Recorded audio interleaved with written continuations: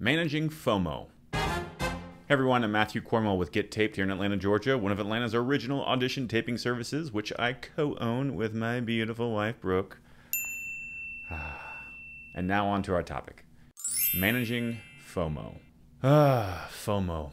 The fear of missing out. It's very common. You hear of an actor finding success in your market, and you think to yourself, are they doing something that I'm not? That feeling can get stronger if it's someone who's in your category, same age, sex, ethnicity, etc.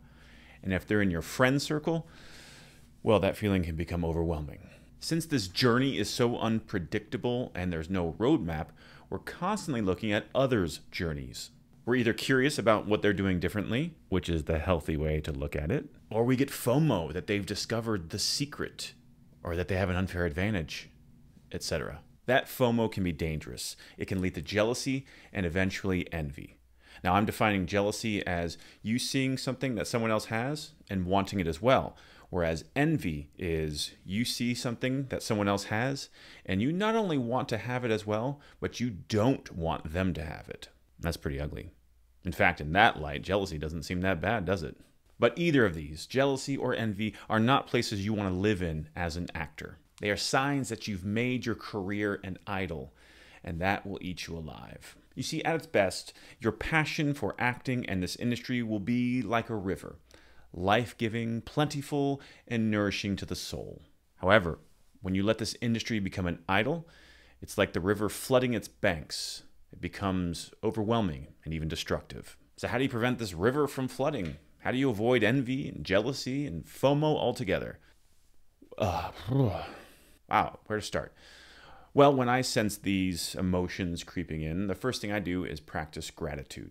I think about all that I'm grateful for in my acting career, but also in my life as well, and that helps to keep me centered. I also remind myself that just because I didn't book that role, there are still countless opportunities in my future. It's like an ocean. The waves never stop coming. So I just have to be patient and wait for the next wave that is meant for me. And lastly, I remind myself that every other actor is worried about the same stuff as me. I've overheard conversations on set from A-list celebrities about the things that concern them, the insecurities they face. Guys, we're all the same. And if reminding myself of all of that doesn't fully work, then I focus my energy on creating. I make these YouTube videos. I make trading cards for the softball team that Brooke and I coach. I do improv. I produce a 60-minute pilot that I'm now currently editing. And these are all things that I don't need permission from someone else to do. Because that's at the root of it all. You feel like your career is not fully in your hands because you have to wait for decision makers to give you permission to act. And that can cause desperation, especially when you see success in others and you wonder, what have they done to get control over their career that I haven't? Or whatever other unhelpful narrative you tell yourself. So don't let this industry become an idol. Don't let the river flood its banks. Continue training and find ways to create that don't require permission from others. Then when you do book, it'll just feel like icing on the cake. Wow, I mix a lot of metaphors, don't I?